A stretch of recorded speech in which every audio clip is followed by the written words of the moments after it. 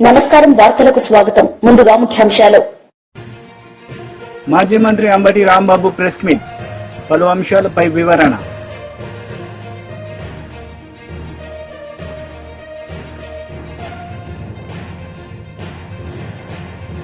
మాజీ మంత్రి Vemula Prashanth Reddy press meet, ఇరు పార్టీలపై ఫైర్.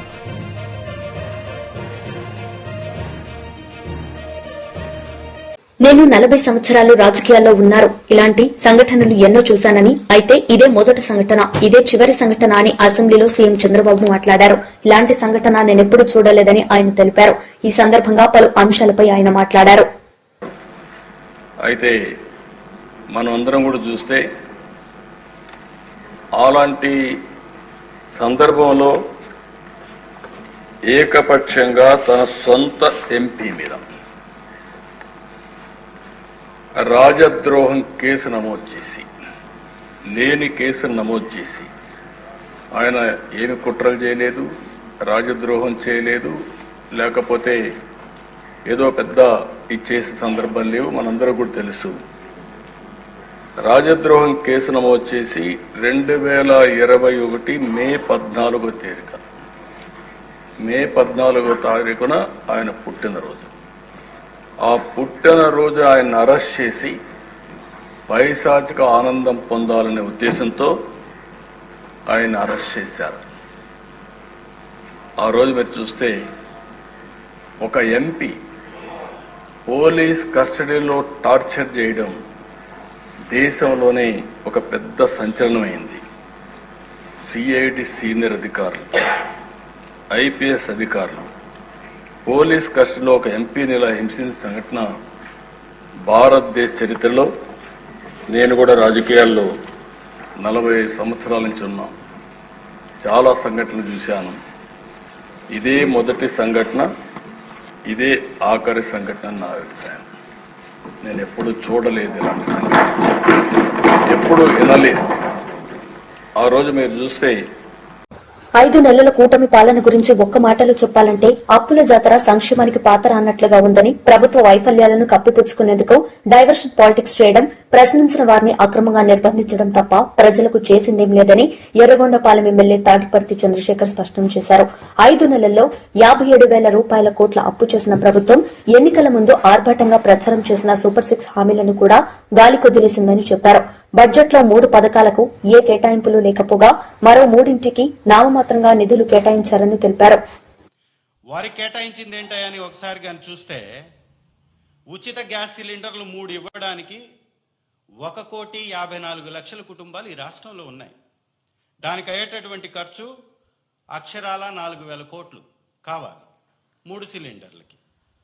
అంటే ఒక్కొక్క సిలిండర్కి అన్నా కూడా దాదాపుగా 13,000 కోట్ల రూపాయలు కావాల్సినటువంటి పరిస్థితి ఉంటుంది. 1,300 కోట్ల రూపాయలు.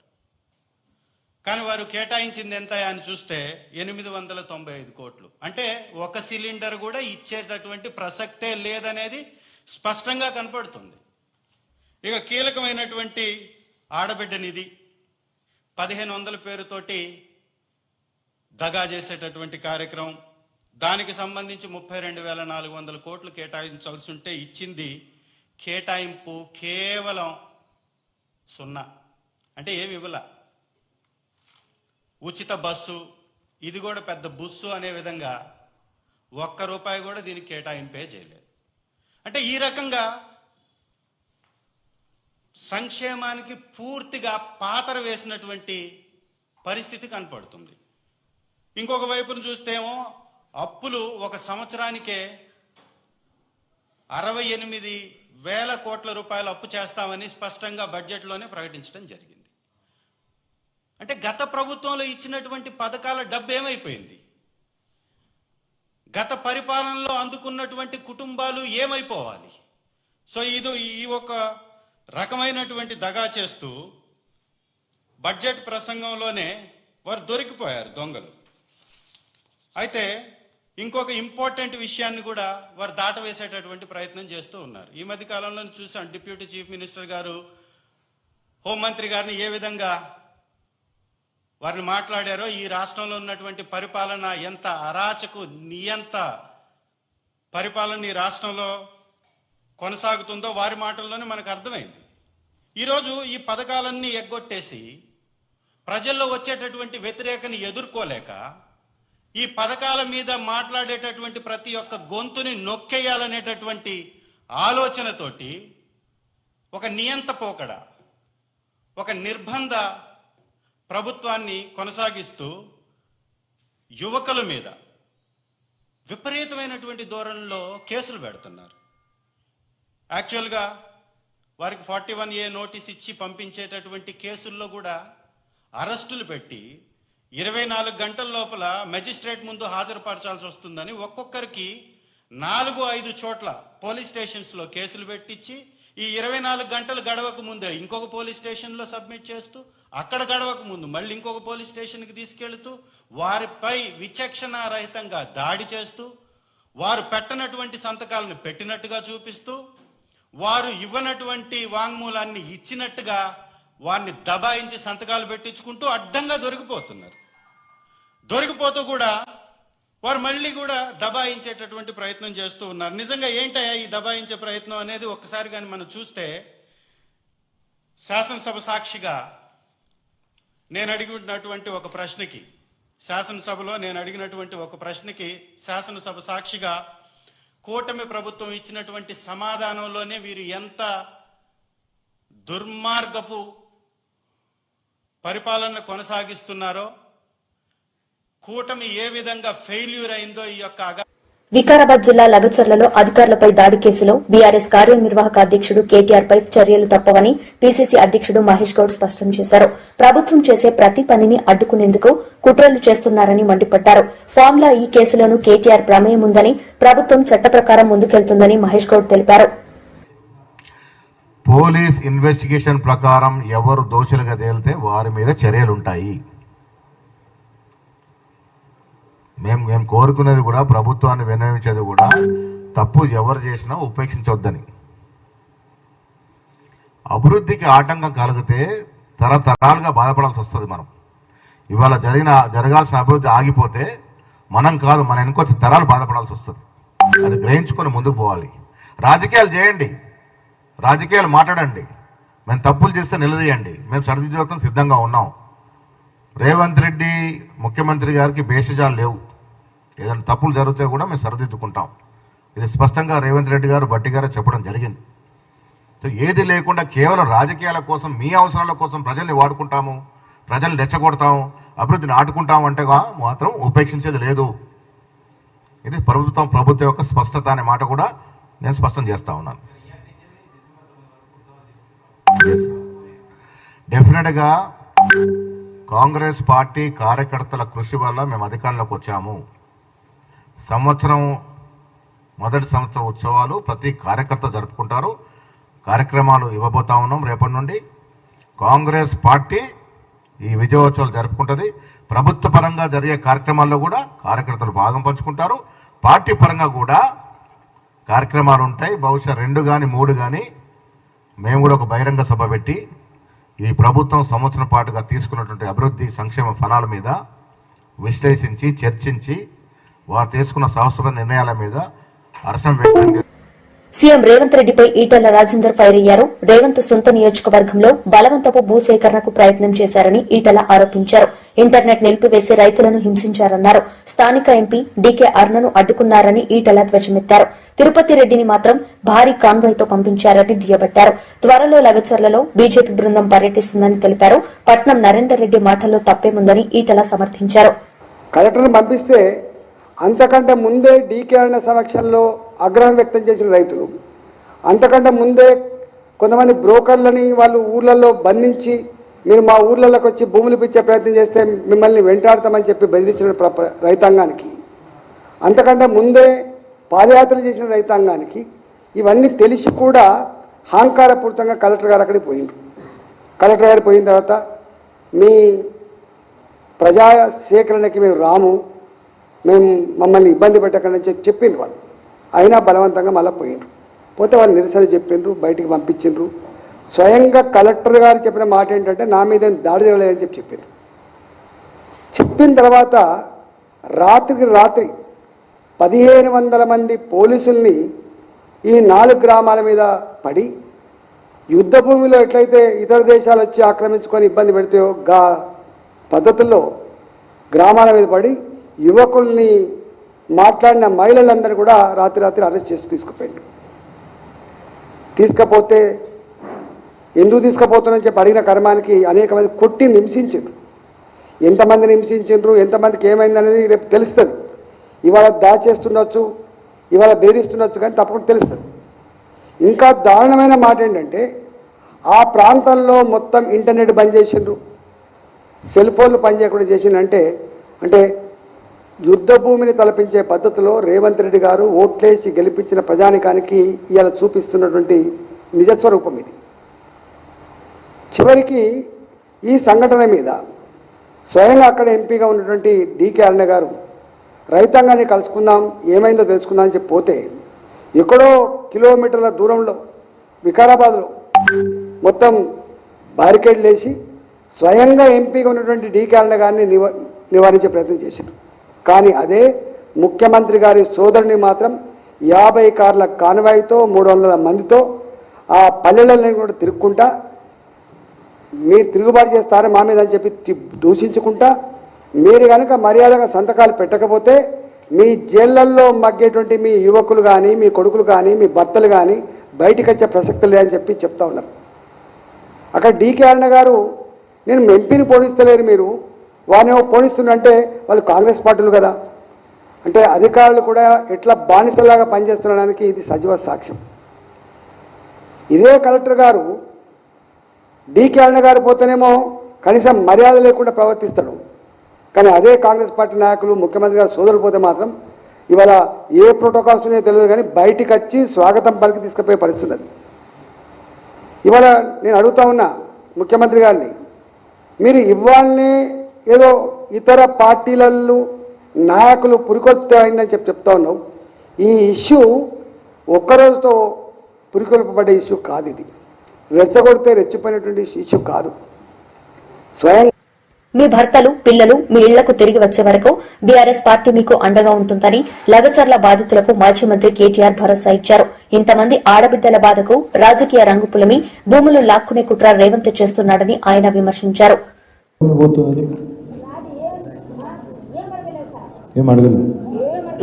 ఎవరిని వేసుకపోయిన ఇప్పుడు 3 ఎకరాలు పోతుందా అని మీ భర్తను తీసుకుపోయినా కొడుకున్నా మన్మన్ని తీసుకుపోయినా? అయ్యో, కొడుకు బతకడానికి పోయింది, ఇప్పుడు నీ మన్మని తీసుకుపోయినారా? ఎక్కడున్నాడు ఇప్పుడు? ఆయన పరిగి జైల్లో ఉన్నాడా? తెలియదు.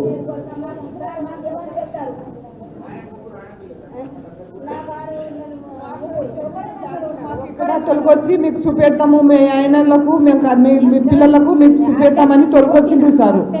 అది మాకు చూపెట్టాలి సార్, మాకు ఇడిపియాలి. ఇప్పుడు మేము దొంగతనం చేయలేము, మా భూమి సార్కి మేము కొట్లాడినాం చేసినాం, కానీ ఇట్లా అవుతుందని మాకు తెలియదు సార్. ఇట్లా రాత్రిపూట వచ్చి మీకు ఇట్లా దాడి చేసి ఇట్లా పోలీసు వాళ్ళు వచ్చి మా ఇంట్లో జోరి ఇట్లా కొట్టి మాకు తీసుకొస్తారని మాకు తెలియదు సార్. మాకు మా భూమి పోతుంది, మా ఇల్లు పోతుందని మేము ఇట్లా కొట్లాడుకున్నాం, కానీ ఇట్లా పరిస్థితి వస్తుందని మేము చూడలేము. మేము రాత్రికి దండలో కూడా పండుకుంటాను వెళ్ళినాం అని ఇట్లా అడవి పొట్టిగా తిరుగుతున్నాము, అడవిలో పండుకుంటున్నాం. ఇప్పుడు ఈ చలికాలంలో మేము ఇంత పువ్వులు పడుతున్నాం మేము. సారీ అమ్మ, మనం ఏదో చెప్తాను. మా అనంతమ్మ ఆకింపేట బాలకృష్ణ అయ్యా ధర్నా ఉంది అని చూసిరానికి పోతే అరెస్ట్ చేసుకొని పోయిండ్రు. మా బాబు 3 సంవత్సరాల అరమిలు పోయితే పొలం కొన్నాం, 13 ఎకరాల భూమి అవుతుంది సార్. మరి మేము ఇంట్లో ఉండగలగాలి, పోగలగాలి. ఎట్లా మా భర్త నాకు వస్తే మంచిగా ఉంటుందంట. నేను 3 రోజులు 20,000 పెట్టుకొచ్చినాము. ఏమవుతుందో ఎట్లా నాకు భయం వస్తుంది. కొట్టులా 13 ఎకరాలు మరి 13 ఎకరాల భూమి మొత్తం పోతుందని చెప్పిందా? మొత్తం నోటీస్ ఇచ్చిందా? ఏమి ఇవ్వలేదు. ఏం పైసలు ఇస్తారో చెప్పిర్రా? ఏం చెప్పలేరు. అసలు ఎందుకోసం తీసుకుంటారో చెప్పిర్రా? ఫార్మా కంపెనీ అని చెప్తున్నారు. Pharma company. ఫార్మా కంపెనీ అని చెప్తున్నారు. అంతే తప్ప ఏంటి, ఎందుకు, ఎప్పుడు ఇస్తాం, ఎంత ఇస్తాం తెలియదు. ఇప్పుడు మీ దగ్గర మార్కెట్లో ధర ఎంత ఉంటుంది ఒక ఎకరానికి? ధర అంటే నాకు తెలియదు కాదన్నమాట. మీకు అందాజా కూడా తెలియదా? అసలు తెలియదు. 10 లక్షలు ఉంటుందా, 15 లక్షలు ఉంటుందా, అది కూడా తెలియదా? ఏం తెలియదు. మీ దగ్గర గుంజుకోనికే చూస్తున్నారు ల్యాండ్, అందుకే మీరు పోయి లొలిపెట్టారు. మా ఆయన అసలు చెప్పినాం సార్ మేము. లాసేళ్ళు ఫోన్ చేసిండు. లాసేళ్ళు ఫోన్ చేసి మీటింగ్ ఉంది దా అంటానంటే పోయిండు. ఇక పోయినంత మాత్రంలో మళ్ళీ అందులో ఉన్నాడో లేడో తెలియదు సార్. ఇక 3 రోజులు అయితే తొలకపోయిండు.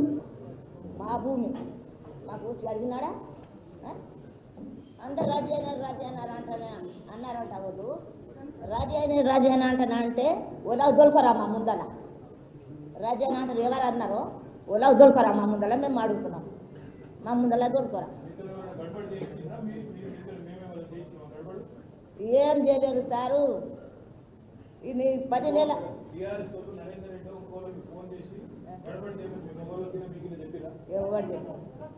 ఎవరు గడబడి చేయమని చెప్పిరా?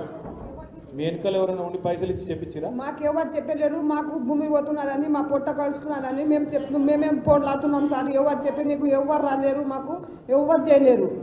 మేము పని పోయినాక పని పోయి చేసి వచ్చి తిని పడుకున్న తర్వాత మా ఆయన కూడా పోలేరు సార్. ఆ గొడవకు లేదు, ఏం లేదు. ఇట్లా పట్టుకొచ్చి ఇట్లా కొట్టితే ఎట్లా పరిస్థితి? మాకు మా భూమి పోతుంది, ఇంకా మేము దెబ్బలు తినాలి సార్. ఇట్లా అమ్మా 1 గంట రాత్రి వచ్చిండ్రు సార్. అది కరెంట్ కూడా ఆఫ్ చేసిండ్రు. మబ్బులా కనిపిస్తుందా మాకు? 1 గంట రాత్రికి వచ్చిరా? ఎవరు? పోలీసు వాళ్ళు వచ్చి ఏం చేశారు? దొప్పుడే దర్వాజా కొడుతున్నారు. 5 మాటలు కొట్టినా దర్వాజా. కవర్లో పెట్టిన పోస్టులు నీ ప్రోద్బలంతోనే అని చెప్పు జగన్ అంటూ నిన్ను 24 గంటల్లో అరెస్టు చేస్తామని హెచ్చరించారు టీడీపీ పోలిట్ బ్యూరో సభ్యులు వర్ల రామయ్య. ఈ సందర్భంగా మీడియా సమావేశంలో మాట్లాడారు. విజయమ్మ గారి మీద పెట్టగలడా? నేను జగన్మోహన్ రెడ్డి గారు మిమ్మల్ని అడుగుతున్నా, చెప్పండి.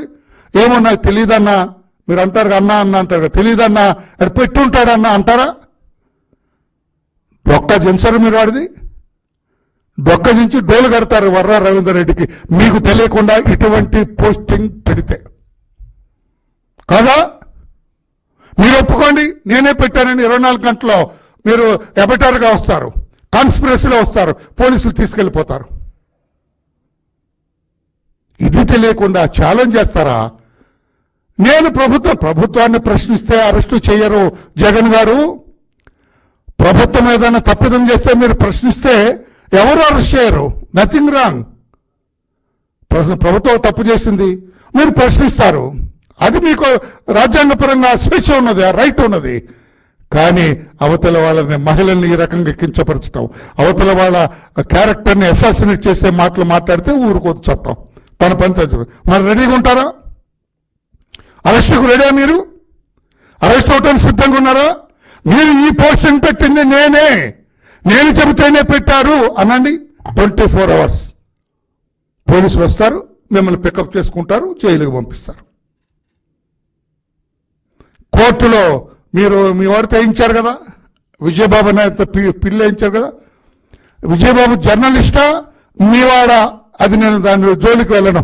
విజయబాబు జర్నలిస్టా లేకుంటే మీవాడా అందులో వెళ్ళను. విజయబాబు గురించి నాకు తెలుసుకుని అందులోకి వెళ్ళను నేను. అతనితో వేయించారు. వేయిస్తే కోర్టు ఏమైనా చీకొట్టింది? కోర్టు ఏమన్నది? అసభ్యకర పోస్టులు పెట్టిన వారిపై పోలీసులు కేసులు పెడితే తప్పేముంది? అంత కోర్టు చెంపదెబ్బ కొట్టినట్టు కాదు, చెంపదెబ్బ కొట్టినట్టు కాదని కోర్టు అడిగింది. ఒక దశలో న్యాయమూర్తులను కూడా అవమానపరిచేలా పోస్టులు పెట్టారని ధర్మాసనం వ్యాఖ్యానించింది. తెలుసు కదా, మీరే కదా దాన్ని అనుకున్నది కూడా మీరే కదా. మీరు చెప్పకుండా, మీరు ఎస్ అనకుండా, మీ సజ్జల రామకృష్ణారెడ్డి ఓకే అనకుండా హైకోర్టు మీద, న్యాయమూర్తుల మీద పోస్టింగ్లు పెడతారండి? అంత ధైర్యం ఉందా వర్రా అండి టీంకి? మీ సజ్జల భార్గవ్, సజ్జల రామకృష్ణారెడ్డి, వైఎస్ జగన్మోహన్ రెడ్డి మీరంతా కలిసి కదా. This very big conspiracy. నేను ఇప్పుడు ఒక పోలీస్ ఆఫీసర్తో మాట్లాడా, సార్ పెద్ద కాన్స్పిరసీ ఉంది కనుక మొత్తం బయటకు తీస్తున్నా ఉన్నారు. మొత్తం బయటకు వస్తుంది, దీని వెనక పెద్ద కుట్ర. అందుకని నేను ఒక అబద్ధపు సామ్రాజ్యాన్ని నిర్మించుకున్నాడు జగన్మోహన్ రెడ్డి. ఈ సోషల్ మీడియా వల్ల బతికి బట్టకట్టాలనుకున్నాడు మిస్టర్ జగన్మోహన్ రెడ్డి. కోర్టులు కూడా మా న్యాయమూర్తుల మీద కూడా మీరు ఇష్టం వచ్చినట్టు పెట్టారు కదా, ఇంకేం మాట్లాడతారు మీరు? హైకోర్టు మీరు వేసిన ఆ పిల్ మీద, మీ వాడేసిన పిల్ మీద అభ్యంతరాన్ని వ్యక్తం చేసింది. న్యాయస్థానం తీవ్ర ఆగ్రహాన్ని వ్యక్తం చేసింది. సభ్య సమాజం సిగ్గుపడే రీతిలో సోషల్ మీడియాలో అభ్యంతరకరమైన పోస్టింగ్లు పెడుతుంటే పోలీసులు చూస్తూ ఊరుకుంటారా అని పిల్లేసిన వ్యక్తిని ప్రశ్నించింది. ఏం సమాధానం చెబుతారు జగన్మోహన్ రెడ్డి గారు? ఏం సమాధానం చెబుతారు? అంటే మీరు మాట్లాడితేనేమో అది ఓకేనా, ఇతరులు మాట్లాడతాను ఇది కరెక్ట్ కాదు జగన్మోహన్ రెడ్డి గారు అని చెప్పి కూడా నేను తెలియజేస్తున్నాను. అది ఎంత దుర్వినియోగం చేశారండి సోషల్ మీడియాని మీరు. ఈ సోషల్ మీడియా వర్రా రవీందర్ రెడ్డి ఈ టీం అందరికి దాదాపు మాజీ మంత్రి అంబటి రాంబాబు మీడియా సమావేశం నిర్వహించారు. ఈ సందర్భంగా పలు అంశాలపై ఆయన మాట్లాడారు. ఎఫ్ఐఆర్ రిజిస్టర్ చేశారు, జగన్మోహన్ రెడ్డి గారిని దానిలో ముద్దాయిగా పెట్టారు. దానిలో విజయపాల్ అనే ఆయన ఒక ఆయన ఎడిషనల్ ఎస్పీలో ఎవరినో పెడితే ఆయన సుప్రీంకోర్టుకు వెళ్ళాడు, బెయిల్ తెచ్చుకున్నాడు. అది దీనిలో ఏముందని కూడా సుప్రీంకోర్టు చెప్పింది. అలాంటి కేసును మళ్ళీ వాళ్ళు తీసుకొచ్చి శాసనసభ సాక్షిగా ఒక కథ అల్లి జగన్మోహన్ రెడ్డి గారిని దూషించే కార్యక్రమం చేయటం నాకు చాలా విచిత్రం వేసింది. చాలా నీచమైనటువంటి కార్యక్రమంలాగా కూడా కనిపించింది. అలాగే పవన్ కళ్యాణ్ గారు, చంద్రబాబు నాయుడు గారు వీళ్ళందరూ కలిసి జగన్మోహన్ రెడ్డి గారి గురించి మాట్లాడేటటువంటి మాటలు మాట్లాడుతూ నేను అడుగుతా ఉన్నా, జగన్మోహన్ రెడ్డి గారు నేను చెప్పారు సుమారుగా 1:40 ఆయన ప్రెస్ మీట్ పెట్టి చెప్పాడు, మీరిచ్చినటువంటి ప్రతి వాగ్దానాన్ని మీరు అమలు చేయలేకపోతున్నారు. పచ్చి అబద్ధాలు చెప్పేటటువంటి కార్యక్రమం చేశారు కూటమి ప్రభుత్వం. అధికారంలో వచ్చిన తర్వాత ఏమీ లేదు. ఆ రోజు నేను చెప్పాను 74,000 కోట్ల రూపాయలు చంద్రబాబు నాయుడు గారు కూటమి ఇచ్చినటువంటి వాగ్దానాలు నెరవేర్చాలంటే 74,000 కోట్ల రూపాయలు కావాలి. మీరు బడ్జెట్లో ఎంత పెట్టారండి? ఏమి లేదు. వాగ్దానాలను నెరవేర్చకపోగా పచ్చి అబద్ధాలు చెప్పి మోసం చేసి ఒక చీటర్లాగా ఈ రాష్ట్ర ముఖ్యమంత్రి ప్రవర్తించాడు. ఎందుకు 420 ఐపీసీ కింద నీ మీద కేసు పెట్టకూడదు అనేటువంటి పద్ధతుల్లో వివరంగా సాక్ష్యాధారాలతో సహా జగన్మోహన్ రెడ్డి గారు చెప్తే దానికి శాసనసభలో సమాధానం చెప్పే పనే లేదు. మాకు 164 మంది ఉన్నారన్నారు. ఏది ఒక్కరిని చెప్పమనండి సమాధానం దీనికి? చంద్రబాబు నాయుడు గారిని చెప్పమనండి, పవన్ కళ్యాణ్ గారిని చెప్పమనండి, లేదా ఆ లోకేష్ బాబుని చెప్పమనండి, లేక ఆ ఫైనాన్స్ మంత్రిని చెప్పమనండి. దానికి సమాధానం మాత్రం చెప్పలేరు. దానికి సమాధానం చెప్పలేరు. కానీ దాన్ని డైవర్ట్ చేసేసి RRR గారి మీద హింస జరిగింది అని ఒక కథ అల్లేటటువంటి ప్రయత్నం చేశారు, విచ్ ఈజ్ ఫాల్స్. నేను మనవి చేస్తున్నా, ఎస్ RRR గారు ఎవరు? రాజశేఖర రెడ్డి గారికి బాగా తెలుసు, మాకు బాగా తెలుసు. వైఎస్ఆర్ కాంగ్రెస్ పార్టీ తరపున 2014లో పోటీ చేయడానికి ముందుకొచ్చారు, 2019లో పోటీ చేశారు, గెలుపొందారు. మా పార్టీకి ఎంపీగా ఉన్నారు. మా పార్టీగా ఎంపీగా గెలిచిన తరువాత ఏం చేశాడు ఆయన?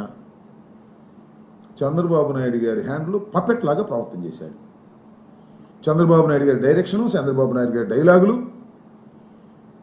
రచ్చబండి అనేటువంటి ఒక కార్యక్రమాన్ని పెట్టి ఇష్టం వచ్చినట్టుగా జగన్మోహన్ రెడ్డి గారిని, ఈ ప్రభుత్వాన్ని ఇష్టం వచ్చినట్టుగా మాట్లాడారు. ఒకసారి కాదు, 2 సార్లు కాదు, 3 సార్లు కాదు. ఒక ఛానల్ తీసేసుకున్నట్టుగా రచ్చబండ పెట్టి రోజు ఎల్లో మీడియాలో 1 గంట సేపు జగన్మోహన్ రెడ్డి గారిని దూషించడమే పనిగా పెట్టుకున్నారు. మోస్ట్ అన్పార్లమెంటరీ లాంగ్వేజ్ అంతా ఉపయోగించారు, రెచ్చగొట్టారు. మాజీ ఎమ్మెల్యే జగ్గారెడ్డి మీడియా సమావేశం నిర్వహించారు. ఈ సందర్భంగా పలు అంశాలపై ఆయన మాట్లాడారు. Industrial minister, IT minister Sitaram Babu గారు, ఉత్తమ్ కుమార్ రెడ్డి గారు, రెవెన్యూ మినిస్టర్, వీళ్ళంతా తలకాయ వలగొట్టుకొని ఆ డబ్బులు జమ చేసుకొని ఈ కొత్త సంసారం అయిపోయింది. మళ్ళీ తెలంగాణ రాష్ట్రంలో కొత్త సంసారం అయిపోయింది. కాబట్టి ఇది ప్రజలకు కూడా తెలియాలి కాబట్టి చెప్తున్నాం.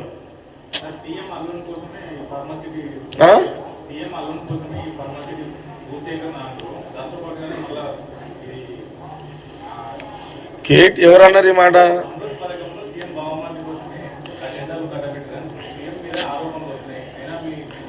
ఇప్పుడు ముఖ్యమంత్రి బంధువుల మీద అభియోగాలు వాళ్ళు వేస్తున్నారు. వాళ్ళు ఇప్పుడు ఏదో ఒకటి అనాలి కదా. అపోజిషన్ పార్టీ కేటీఆర్, హరీష్ రావు ఏదో ఒకటి అనాలి. ముఖ్యమంత్రి రేవంత్ రెడ్డి మీద ఎట్లా బుద్ధ చల్లాలనే కార్యక్రమం వాళ్ళు పెట్టుకున్నారు. ఈ బామర్దుల కోసం అల్లుల కోసం చేస్తారు, ఒక ఫ్యాక్టరీ కోసం ఇల్లు చేస్తారు ముఖ్యమంత్రి. ఇది కూడా నాకు అర్థం కాదు. ముఖ్యమంత్రి ఆయన రేవంత్ రెడ్డి, బామర్దికి ఎంత కావాలి జాగా అల్లుని కావాలంటే. ముఖ్యమంత్రి ఒక 10 ఎకరాలు దొరికాయా? ముఖ్యమంత్రి అల్లుని కోసం ఇంత పెద్ద బామర్ది కోసమో అల్లుని కోసం ఇవన్నీ చేస్తాడు. అది చెప్పటోనికైనా జ్ఞానం ఉండాలి. ఎంత ముఖ్యమంత్రి ఉన్నానికి పెద్ద ప్రాబ్లం ఏంటో చెప్పు ల్యాండ్ ఇవ్వడానికి. ఓ 50 ఎకరాలు చెప్తే ఎవరైనా ఇయ్యరా? ఎందుకు ఇదంతా? కాబట్టి ఏదో అనాలి అంతే, మనకేం తోస్తలేదు. ఇప్పుడు 9.5 ఏళ్ళు ఆ ప్రగతి భవన్లో ఆ ఎంజాయ్మెంట్ చూసిరు వాళ్ళు. ఇప్పుడు మాకెక్కడ ఎంజాయ్? మాకు రోజు రాత్రి కూడా నిద్రలు పడతలేవు మాకు. వీళ్ళు చేసిన కథలకు, కేసీఆర్ ఫ్యామిలీ చేసిన కథలకు పైసలు లేకాడా మరి.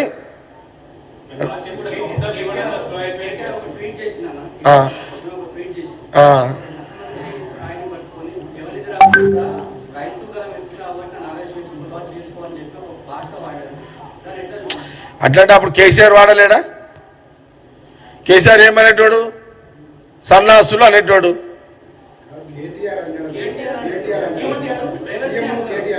సీఎం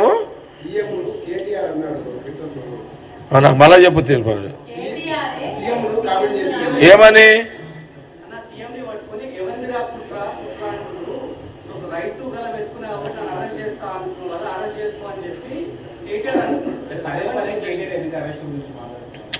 ఇప్పుడు కేటీఆర్కి ఏమైందంటే నాజుక్ లీడర్ అన్న కేటీఆర్. బిల్కుల్ కేటీఆర్ నాజుక్ లీడర్. కేంద్ర మంత్రి కిషన్ రెడ్డి మీడియా సమావేశం నిర్వహించారు. ఈ సందర్భంగా ఇరు పార్టీలపై ఆయన మండిపడ్డారు. టీఆర్ఎస్ పార్టీ వ్యవహారం నడుస్తున్నది. ఈ 2 పార్టీల వ్యవహారం చూస్తే తెలంగాణకు నష్టం జరుగుతున్నది తప్ప లాభం జరగదు. వీళ్ళ విషయాలను కూడా అభివృద్ధిని పక్కన పెట్టి ఈ రకమైనటువంటి మరి ప్రజలను ప్రేరేపితం చేసేటువంటి తమ అసమర్థత నుంచి తప్పించుకునేటువంటి విధంగా ఇటు టీఆర్ఎస్ పార్టీ కానీ ఇటు కాంగ్రెస్ పార్టీ కానీ టీఆర్ఎస్ యొక్క వైఫల్యాలు, టీఆర్ఎస్ యొక్క అవినీతి కుంభకోణాలను దర్యాప్తు జరగదు. కాంగ్రెస్ పార్టీ ఇచ్చినటువంటి హామీల మీద చర్యలు ఉండవు. కాబట్టి 2 పార్టీలు కూడా మరి 3వ అంశాన్ని ఎత్తుకొని ప్రజలను దాని మీద దృష్టిని కేంద్రీకరించి తమ అవినీతి నుంచి, టీఆర్ఎస్ తమ యొక్క అసమర్థత నుంచి, తమ యొక్క ఇచ్చినటువంటి హామీలు అమలు చేయకుండా తప్పించుకునేటువంటి చర్యల నుంచి కాంగ్రెస్ పార్టీ ప్రభుత్వము ప్రజల దృష్టి మళ్లించేటువంటి ప్రయత్నం చేస్తున్నారు. వాళ్ళు మాట్లాడుతున్నటువంటి విధానం కానీ, వాళ్ళు వ్యవహరిస్తున్నటువంటి విధానం కానీ, వాళ్ళు తీసుకుంటున్నటువంటి చర్యలు కానీ తెలంగాణకు నష్టం కలిగిస్తాయి. ఈరోజు తెలంగాణ సమాజం అర్థం చేసుకోవాలి. టీఆర్ఎస్ పార్టీ అవలంబిస్తున్నటువంటి విధానం కానీ, కాంగ్రెస్ పార్టీ తీసుకుంటున్న నిర్ణయాలు కానీ తెలంగాణకు ఏమాత్రం లాభం జరగదు తప్ప నష్టం కలిగించే విధంగా 2 పార్టీలు వ్యవహరిస్తా ఉన్నాయి.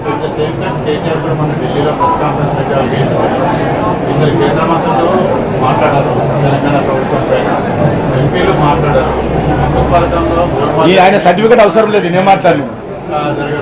ఆయన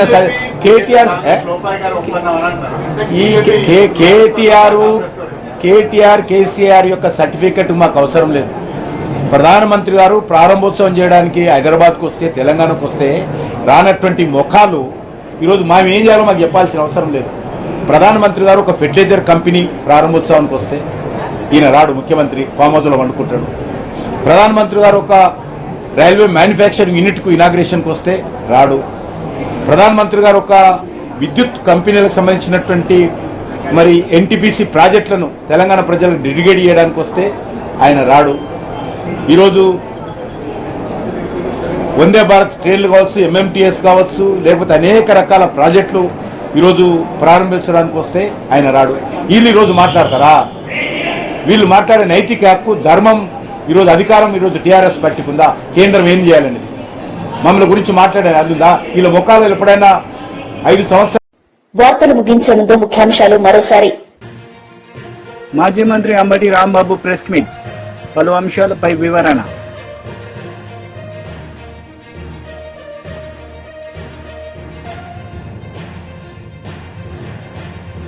మాజీ మంత్రి వేముల ప్రశాంత్ రెడ్డి ప్రెస్ మీట్, ఇరు పార్టీలపై ఫైర్.